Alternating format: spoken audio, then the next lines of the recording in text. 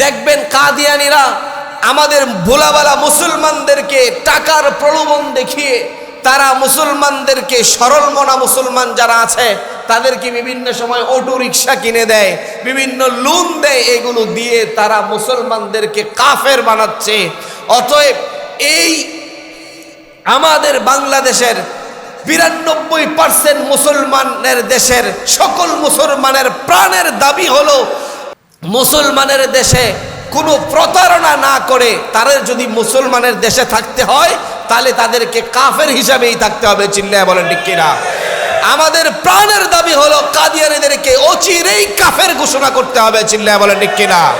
মুসলমান ভাইয়েরা আমার, দেখেন আমাদের দেশে মুসলমান খ্রিস্টানরা বাস করে, আমাদের কোনো সমস্যা আছে?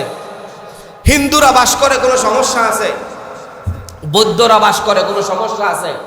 আমাদের কোনো প্রকার কোনো সমস্যা নাই, কারণ আমরা সবাই জানি সে খ্রিস্টান, সে বৌদ্ধ, সে হিন্দু, আমাদের কারো কোনো প্রবলেম হয় না। কিন্তু মুসলমানের বেশ ধরে যারা মুসলমান না হয়েও মুসলমানের বেশ ধরে থাকে তাদের জন্য আমাদের সমস্যা আছে না নাই? এই জন্য আমাদের স্পষ্ট দাবি, তাদেরকে কাফের ঘোষণা করে দেন, তাদের সাথে আমাদের আর কোনো লেনাদেনা নেই, কোনো ঝামেলা নেই। তারা কাফের হিসেবে থাকবে। হিন্দুরা যেমন কাফের হিসেবে আছে, খ্রিস্টানরা যেমন আছে, বৌদ্ধরা যেমন আছে, তারাও থাকবে। কিন্তু মুসলমানের নাম বেশভূষা ধরে তারা থাকতে পারবে। বিশ্বনবী সাল্লাল্লাহু আলাইহি ওয়াসাল্লামের ওয়াফাতের পর তার এই খতমে নবুয়তের সিংহাসন অনেক কাজ্জাবরা, অনেক মিথ্যাবাদীরা দখল করার চেষ্টা করেছে। যুগে যুগে মুসলমানরা এই খতমে নবুয়তের সিংহাসন রক্ষা করেছে। আজকেও যদি আমাদের প্রয়োজন হয় বুকের তাজা রক্ত দিয়ে হলেও আমরা বিশ্বনবীর খতমে নবুয়তের সিংহাসন রক্ষা করব। চিল্লায় বলেন ঠিক কিনা?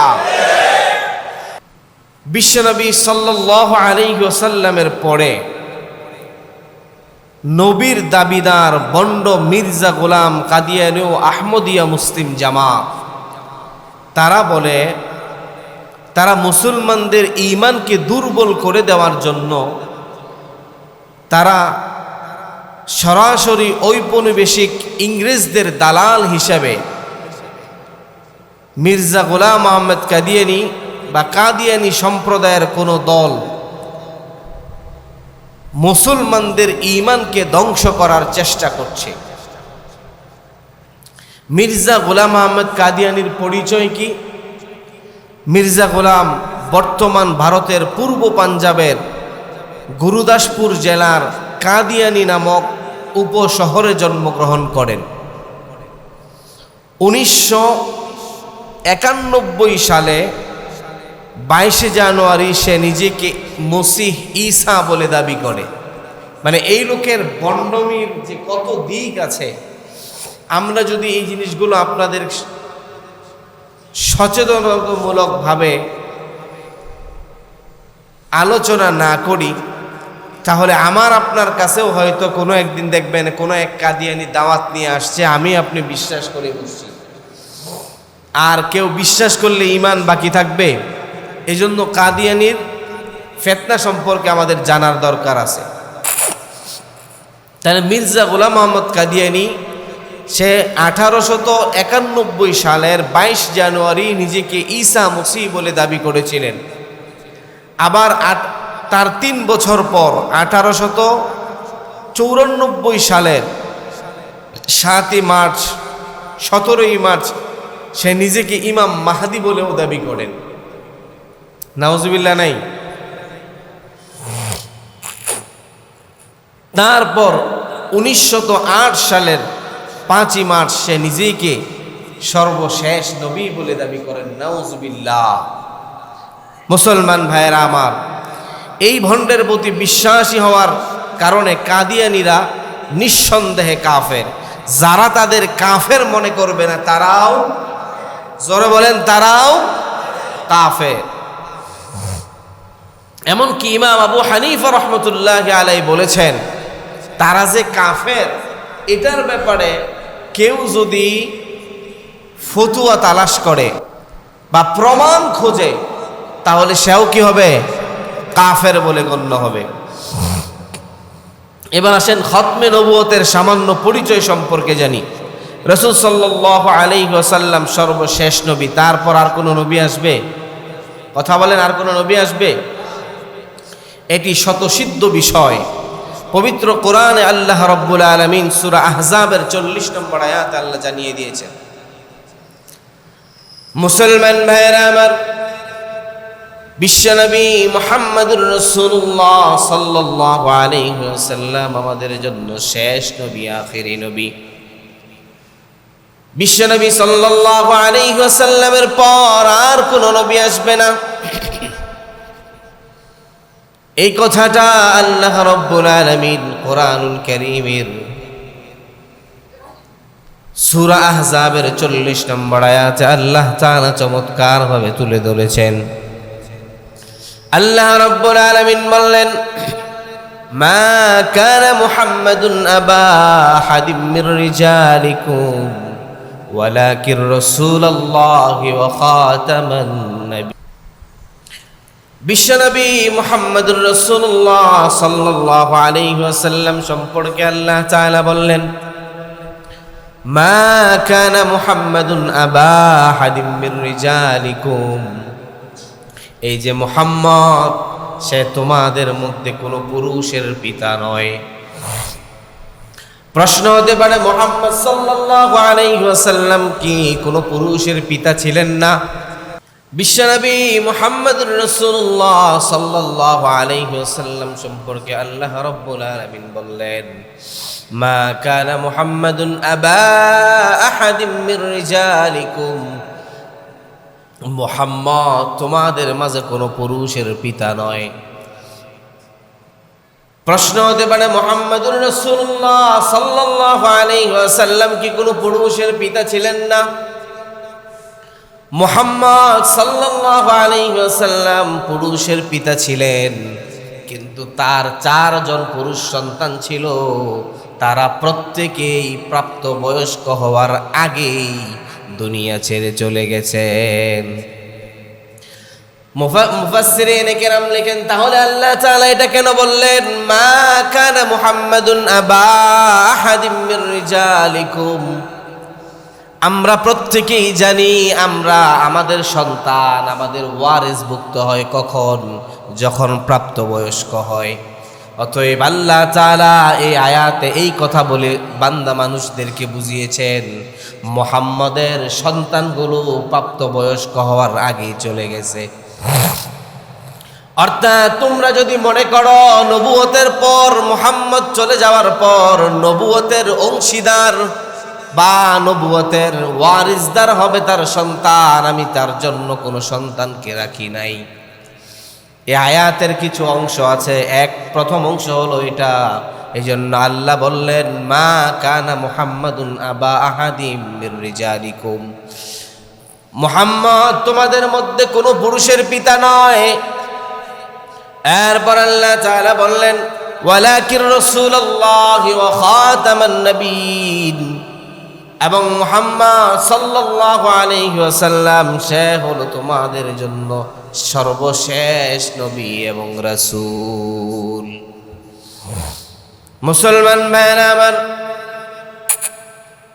এই খতমে নবুয়তের খতামা শব্দটা 2 ভাবে পড়া যায়, খাতামা বিল ফাতহি ওয়া খাতামা বিল কাসরি। 2 কেরাতেই পড়া যায়, আপনি যেই কেরাতেই পড়েন না কেন।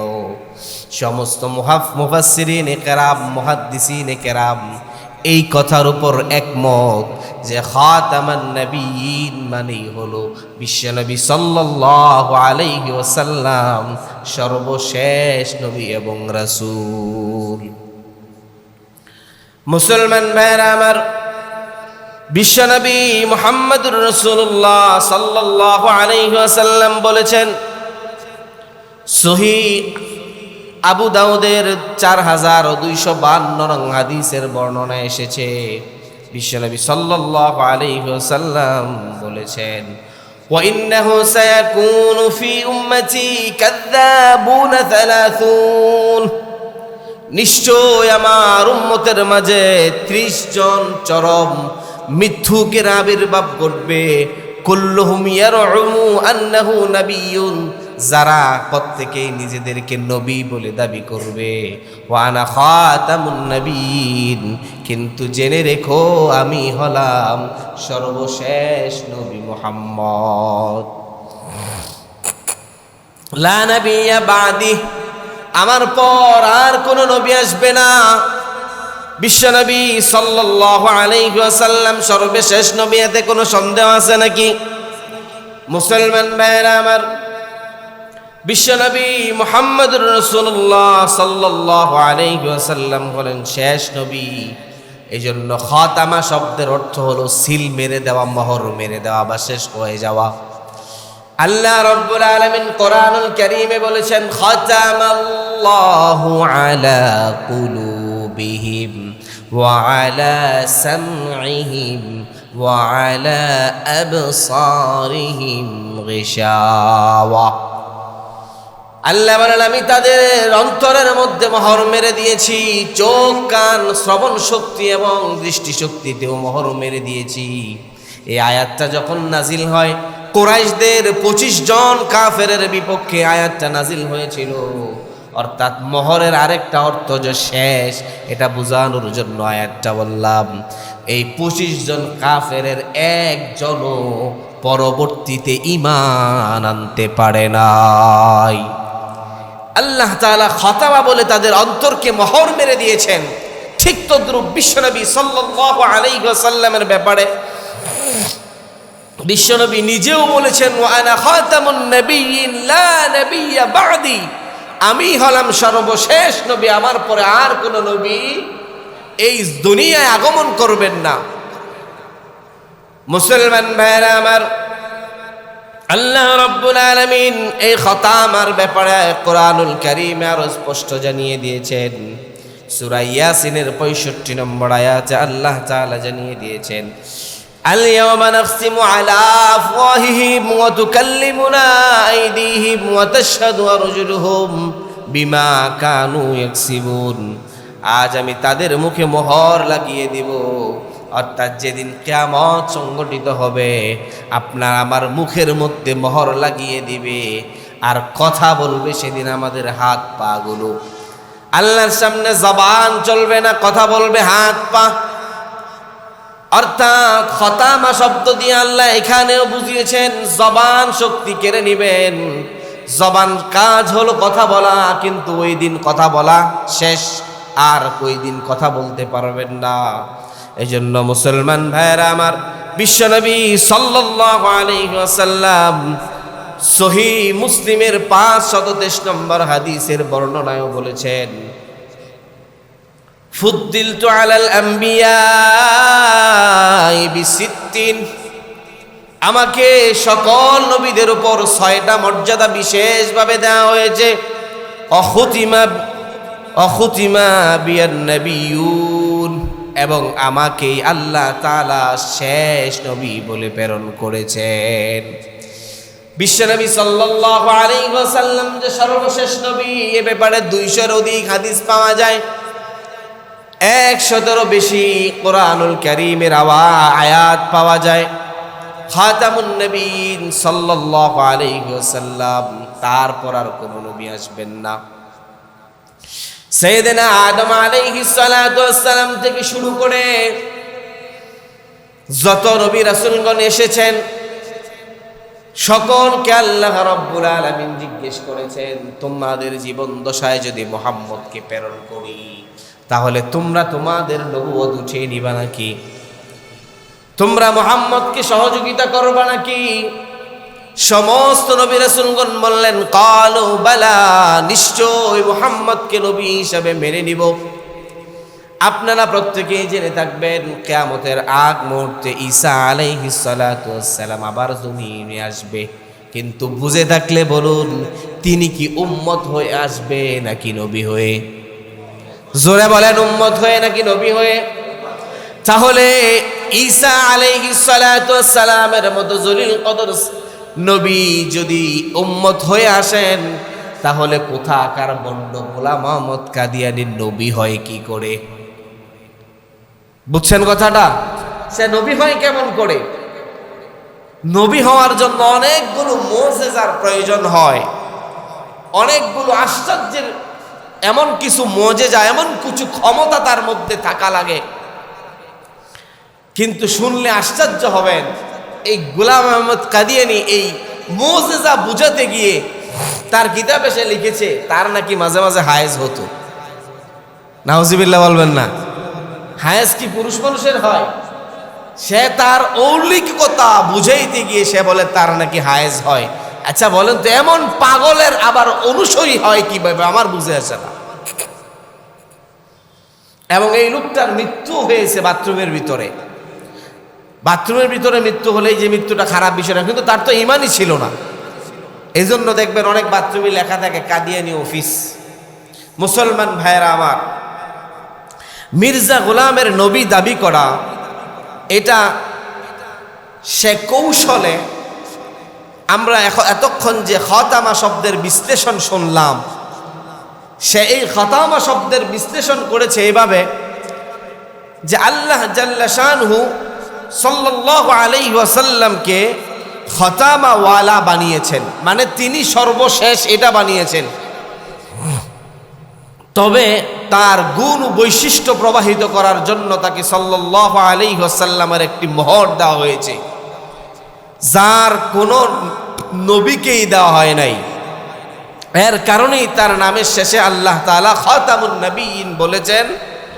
আর অর্থ হলো অনুসরণ, নবুয়তের গুণসমূহ দান করে। আর রুহানি অর্থাৎ রাসূল সাল্লাল্লাহু আলাইহি ওয়াসাল্লামের রুহানি তাওয়াজ্জু নিয়ে নাকি অন্য কেউ নবী হতে পারে। এটা গোলাম আহমদ কাদিয়ানীর একটা খাতামুনের অপব্যাখ্যা। কারণ সে তো জানে কিছুদিন পরে সে নবী দাবি করবে। তো আল্লাহ তাআলা তো কোরআনে বলেছেন খাতামুন নবিয়্যিন, রাসূল হাদিসে বলেছেন খাতামুন নবিয়্যিন, লা নবিয়্যা বাদি। তাহলে এটার একটা ব্যাখ্যা যদি না করে সে নিজের কিভাবে দাবি করবে? তো এটা বলার আরো কিছুদিন পর, যেমন কাদিয়ানীদের একটা কিতাব আছে দাফিউল বালা, এই কিতাবের 11 নম্বর পৃষ্ঠায় 18 নম্বর খণ্ডের এসেছে যে গোলাম আহমদ কাদিয়ানী এই অপব্যাখ্যা করার পর সে কিছুদিন পরে 1908 সালে 5 মার্চ সে নিজেকে নবী দাবি করে বসে। নাউজুবিল্লাহ বলেন না? সে নিজেকে যখন নবী দাবি করে বসলো, তার কিছু অনুসারীও ছিল। এখন আসেন, সে যে নিজের নবী দাবি করেছে, এটার সে যে নবী না, এই ব্যাপারে আমাদের পক্ষে দলিল কি? মুসলমান ভাইরা আমার, আল্লাহ রাব্বুল আলামিন কোরআনুল কারীমের অসংখ্য আয়াত দ্বারাই প্রমাণ দেয়া যাবে। সূরা মাইদার 3 নম্বর আয়াতে আল্লাহ রাব্বুল আলামিন বলেছেন, আল ইয়াউমা আকমালতু লাকুম দীনাকুম ওয়া আতমামতু আলাইকুম নি'মাতি ওয়া রাদিতু লাকুমুল ইসলাম দীনা। মুসলমান ভাইরা আমার, আল্লাহ রাব্বুল আলামিন আমাদের জন্য দ্বীনকে পরিপূর্ণ করে দিলেন, নিয়ামতকে পরিপূর্ণ করে দিলেন। আগে বুঝার বিষয় হলো নবীরা কেন দুনিয়ায় আগমন করতেন। নবীদের দুনিয়ায় আগমনের বিষয় ছিল, পূর্বের যুগে যখন কোনো নবী আসতো, ওই নবীকে যে শরীয়ত দেয়া হতো, তার শরীয়ত পরিপূর্ণ হওয়ার আগেই তার কিছু বাকি কাজ রেখেই তাকে উঠিয়ে নেওয়া হতো। পরবর্তীতে যখন তার উম্মতরা বিভিন্ন বিষয় নিয়ে গন্ডগোল গ্যাঞ্জাম লাগিয়ে ফেলতো, আল্লাহ তাআলা নতুন কোনো নবী পাঠাতেন বা নতুন কোনো সহিফা, নতুন কোনো কিতাব পাঠাতেন। এমন করে নবীদের ধারাবাহিকতা চলতেছিল। কিন্তু বিশ্বনবী মুহাম্মদুর রাসূলুল্লাহ সাল্লাল্লাহু আলাইহি ওয়াসাল্লামকে আল্লাহ তাআলা জমিনে পাঠানোর পর আর অন্য কোনো নবীদের সময় তাদের শরীয়ত পরিপূর্ণ হয় নাই। কিন্তু বিশ্বনবী দুনিয়ায় আসার পর তার দায়িত্বগুলো পরিপূর্ণ হয়ে যাওয়ার পর আল্লাহ তাআলা কোরআনের আয়াত নাজিল করলেন, আল ইয়াউমা আকমালতু লাকুম, আমি আজকে তোমাদের জন্য তোমাদের দিনকে পরিপূর্ণ করে দিলাম। নি'মাতি ওয়া রাদিতু লাকুমুল ইসলাম দীনা, এবং তোমাদের জন্য আমি আল্লাহ নিয়ামতকেও পরিপূর্ণ করে দিলাম, এবং আমি আল্লাহ তোমাদের জন্য ধর্ম হিসাবে মনোনীত করলাম একমাত্র দিনকে। মুসলমান ভাইরা আমার, বুঝার বিষয় হলো আল্লাহ তাআলা নবীকে যেই শরীয়ত দিয়েছিলেন এই শরীয়ত পরিপূর্ণ করে দিয়েছেন, তাহলে আর কোনো নবীর দরকার আছে নাকি? জোরে বলেন না, আছে নাকি? পূর্বের নবীদের শরীয়ত পূর্ণ হয় নাই, যে বাকি অংশটুকু ছিল এটাকে আবার পরিপূর্ণ করার জন্য আরো একজন নবী আসতো। এমন করে প্রায় লক্ষাধিক নবী আল্লাহ তাআলা দুনিয়ায় পাঠিয়েছেন। কিন্তু বিশ্বনবী সাল্লাল্লাহু আলাইহি ওয়াসাল্লাম আল্লাহ তাআলা যে কিতাব দিলেন, এই কিতাবে আল্লাহ ঘোষণা দিলেন আমি তোমাদের দিনকে পরিপূর্ণ করে দিলাম। আচ্ছা, অন্য অন্য নবীদের রেখে যাওয়া যে সহিফা বা কিতাব ছিল, এটা হেফাজতের দায়িত্ব তার উম্মতের মধ্যে ছিল। কিন্তু আল্লাহ তাআলা আমাদেরকে যে কিতাব দিয়েছেন এই কিতাবের হেফাজতের দায়িত্ব কার? জোরে বলেন না কার? এটা তো আল্লাহ তাআলা কোরআনে নিজেই বলেছেন। মুসলমান ভাইরা আমার, আল্লাহ রাব্বুল আলামিন কোরআনুল কারীমে নিজেই জানিয়ে দিয়েছেন, ইন্না নাহনু নাযালনা যিকরা ওয়া ইন্না লাহু লাহাফিজুন। আল্লাহু আকবার। আল্লাহ রাব্বুল আলামিন বললেন, পূর্বে আমি যত নবী রাসূলদেরকে পাঠিয়েছি তাদেরকে যে কিতাব দিয়েছি, সহিফা দিয়েছি, সেগুলো তাদের উম্মতেরই হেফাজত করার দায়িত্ব ছিল। কিন্তু আমি আল্লাহ মুহাম্মদকে যে কিতাব দিয়েছি এই কিতাবের দায়িত্ব আমি আল্লাহ নিজেই নিয়ে নিলাম। তাহলে আল্লাহ যেহেতু এই কিতাবের দায়িত্ব নিয়ে নিলেন, এই কিতাবের আজ পর্যন্ত 1400 বছর আগে এই কিতাব নাজিল হয়েছে, একটা আয়াত পরিবর্তন হয় নাই, একটা সূরা পরিবর্তন হয় নাই, একটা বাক্য পরিবর্তন হয় নাই, একটা হরফ পরিবর্তন হয় নাই, এমনকি একটা জের জবর নোক্তা পর্যন্ত পরিবর্তন হয় নাই। হেফাজত করছেন কে? জোরে বলেন কে? তাহলে নবীর পরে কি আর কোনো নবীর প্রয়োজন আছে? এটা তো যুক্তিগত দিয়েও প্রমাণ করা যায়। মানে আপনি কোরআন, হাদিস, ইজমা, কিয়াস সব কিছু দ্বারা এটা প্রমাণ করা সম্ভব যে বিশ্ব নবীর পরে আর কোনো নবীর প্রয়োজন নাই। তাহলে যারা নবীর পরে নবী দাবি করে তারা ভণ্ড প্রতারক ছাড়া কিচ্ছু না। চিল্লায় বলেন ঠিক কিনা? মুসলমান ভাইরা আমার, আমাদের আওয়াজ তুলতে হবে, নবীর পরে নবী নাই, সংসদে আইন চায়। চিল্লায় বলেন ঠিক কিনা?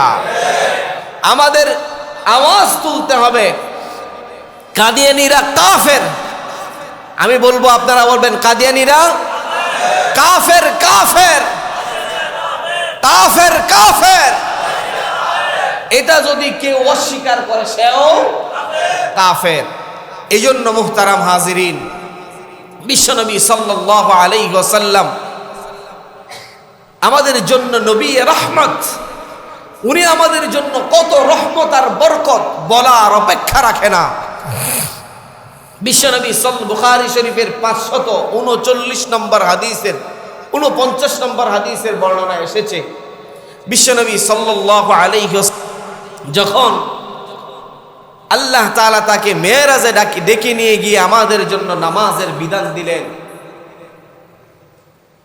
তখন মেরাজ থেকে যখন বিশ্বনবী নামাজ নিয়ে আসছিলেন দুনিয়াতে, ঈসা আলাইহিস সালাতু ওয়াস সালামের সাথে দেখা হলো। তিনি বললেন, আপনার উম্মত এত নামাজ আদায় করতে পারবে না, আপনি নামাজ কমিয়ে আনেন। আল্লাহ তাআলার কাছে গেলেন নামাজ কমানোর জন্য।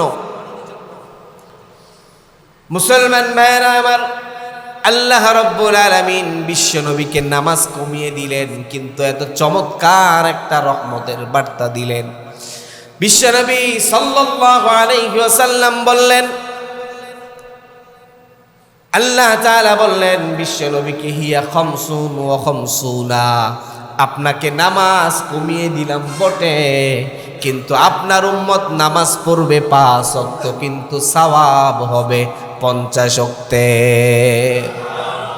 এমন নবীর শানে যারা গুস্তাখি করে, এমন নবীর খতমে নবুয়ত নিয়ে যারা প্রশ্নবিদ্ধ করে, তাদেরকে রুখে দেওয়ার জন্য রাজপথে নামার প্রয়োজন হলে নামতে রাজি আছেন মুসলমান? মুহতারাম হাজিরিন, আমি আপনাদেরকে একটা বার্তা দেওয়ার জন্য আজকের এই খতমে নবুয়তের আলোচনা করলাম।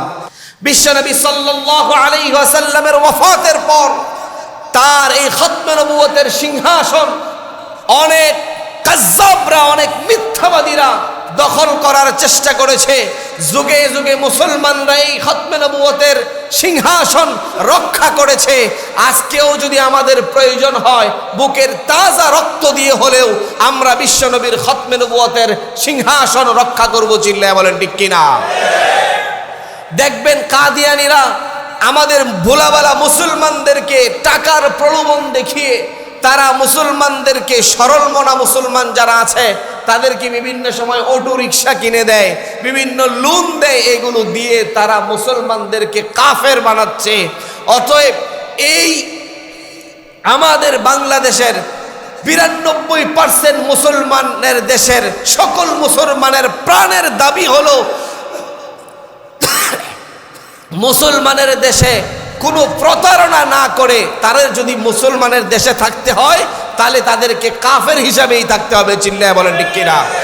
আমাদের প্রাণের দাবি হলো কাদিয়ানীদেরকে অচিরেই কাফের ঘোষণা করতে হবে। চিল্লায় বলেন ঠিক কিনা?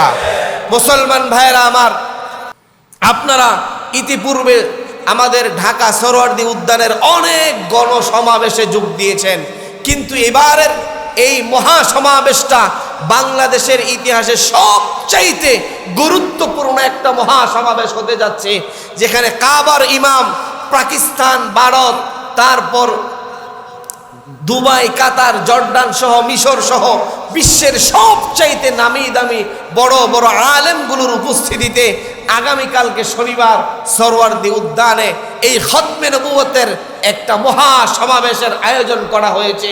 এখান থেকে আমাদের সরকারের কাছে দাবি আসবে যে কাদিয়ানীদেরকে কাফের ঘোষণা করতে হবে। নবীর পরে নবী নাই সংসদে, নবীর পরে নবী নাই সংসদে, সংসদে আইন করে কাদিয়ানীদেরকে অনতিবিলম্বে কাফের ঘোষণা করতে হবে। চিল্লায় বলেন ঠিক কিনা? এই মুসলমান যেই নবীর শাফায়াত ছাড়া কাল কিয়ামতের দিন আপনি আমি এক পাউচা করতে পারবো না, যেই নবীর শাফায়াত ছাড়া কাল কিয়ামতের দিন আমি আপনি জান্নাতের ঘ্রাণ পর্যন্ত পাবো না, যেই নবীর হাউজে কাউসারের পানি পান করা ব্যতীত আমার আপনার কারো তৃষ্ণা পর্যন্ত মিটবে না, এমন নবীর খতমে নবুয়ত সম্পর্কে যারা প্রশ্ন করে তাদেরকে রুখে দেওয়ার জন্য কালকের ঈমানি আন্দোলনে কে কে যাইতে রাজি আছে? আল্লাহকে হাত তুলে দেখায়। আল্লাহ আমাদের সকলকে যাওয়ার তৌফিক দান করুক, বলি আমিন। রাজনৈতিক বিভিন্ন এজেন্ডা বাস্তবায়ন করার জন্য আমরা তো বিভিন্ন সময় মাঠে ময়দানে নামি, কিন্তু বিশ্ব নবীর শেষ নবী, তারপরে আর কোনো নবী আসবেন না। তাহলে দেখেন আমাদের দেশে মুসলমান খ্রিস্টানরা বাস করে, আমাদের কোনো সমস্যা আছে? হিন্দুরা বাস করে, কোনো সমস্যা আছে? বৌদ্ধরা বাস করে, কোনো সমস্যা আছে? আমাদের কোনো প্রকার কোনো সমস্যা নাই, কারণ আমরা সবাই জানি সে খ্রিস্টান, সে বৌদ্ধ, সে হিন্দু, আমাদের কারো কোনো প্রবলেম হয় না। কিন্তু মুসলমানের বেশ ধরে যারা মুসলমান না হয়েও মুসলমানের বেশ ধরে থাকে, তাদের জন্য আমাদের সমস্যা আছে না নাই? এজন্য আমাদের স্পষ্ট দাবি, তাদেরকে কাফের ঘোষণা করে দেন, তাদের সাথে আমাদের আর কোনো লেনাদেনা নেই, কোনো ঝামেলা নেই। তারা কাফের হিসেবে থাকবে, হিন্দুরা যেমন কাফের হিসেবে আছে, খ্রিস্টানরা যেমন আছে, বৌদ্ধরা যেমন আছে, তারাও থাকবে, কিন্তু মুসলমানের নাম বেশভূষা ধরে তারা থাকতে পারবে। আল্লাহ আমাদেরকে বুঝার তৌফিক দান করুক। মুহতারাম হাজিরিন, আল্লাহ রাসূল সাল্লাল্লাহু আলাইহি ওয়াসাল্লাম সাহাবায়ে কেরাম রাদিয়াল্লাহু তাআলা আনহুমদেরকে বসিয়ে এই কথা বলতেছিলেন যে কোনো একজন ব্যক্তি অনেক চমৎকার একটা প্রাসাদ নির্মাণ করলেন। এই প্রাসাদের চারপাশ দিয়ে, এই হাদিসের মধ্যে আল্লাহ রাসূল সাল্লাল্লাহু আলাইহি ওয়াসাল্লাম আজমালু শব্দ ব্যবহার করছে, মানে এত সুন্দর প্রাসাদ, এর চাইতে সুন্দর প্রাসাদ আর হতে পারে না। এমন সুন্দর প্রাসাদের আশপাশ দিয়ে মানুষগুলো ঘোরাফেরা করছে, কিন্তু কেউ একজন তাকিয়ে দেখলো প্রাসাদের মধ্যে একটা ইট নাই। কেমন লাগবে? কেমন লাগবে? অনেক খারাপ না? তো বিশ্বনবী সাল্লাল্লাহু আলাইহি ওয়াসাল্লাম বলেন, আল্লাহ তাআলা সমস্ত নবী রাসূলদেরকে নবুয়ত দিয়ে একটা নবুয়তের ইমারত তৈরি করেছেন, আর এই যে ফাঁকা ইটটা ছিল এটাই হলাম আমি, আনা খাতামুন নবিয়িন, আমি হলাম সর্বশেষ নবী। আল্লাহ তাআলা এই ইমারতটাকে আমি নবীর মাধ্যমে, সর্বশেষ নবুয়তের মাধ্যমে এই ইমারতটাকে আল্লাহ পরিপূর্ণ করেছেন। সুবহানাল্লাহ। তাহলে আমাদের একটাই দাবি, নবীর পরে নবী নাই, নবীর পরে নবী হতে পারে না। যদি মুসলমান সচেতন না হন, আস্তে আস্তে আস্তে আস্তে, গত 2-3 দিন আগেও আমি একটা নিউজ দেখেছি,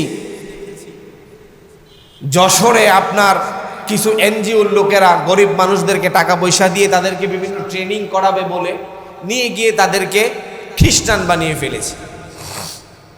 তাদেরকে খ্রিস্টান বানানোর যে প্রক্রিয়া সব শেষ করার পরে তারা প্রত্যেক ছোট ছোট বাচ্চা, কিশোর বয়স হবে প্রত্যেকের, এমন করে আমাদের ঈমানকে ধ্বংস করার জন্য শত শত এনজিও আমাদের এই দেশে কাজ করছে। আপনারা নিজেরাও সতর্ক হন, আপনারা আমার সন্তানদেরকেও সতর্ক করেন। তাদেরকে এই ধরনের কথা বা এই ধরনের দাওয়াত যদি কেউ কখনো দিতে চায়, সে যেন আপনার কাছে বাসায় এসে বলে, এই অগ্রিম দাওয়াতটা আপনি তাকে দিয়ে রাখেন।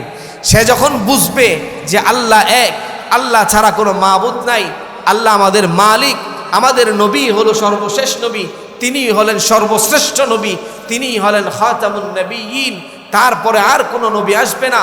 বিশ্বনবী নিজেই বলেছেন, আনা খাতামুন নবিয়্যিন লা নবিয়্যা বাদি, আমার পরে আর কোনো নবী আসবে না।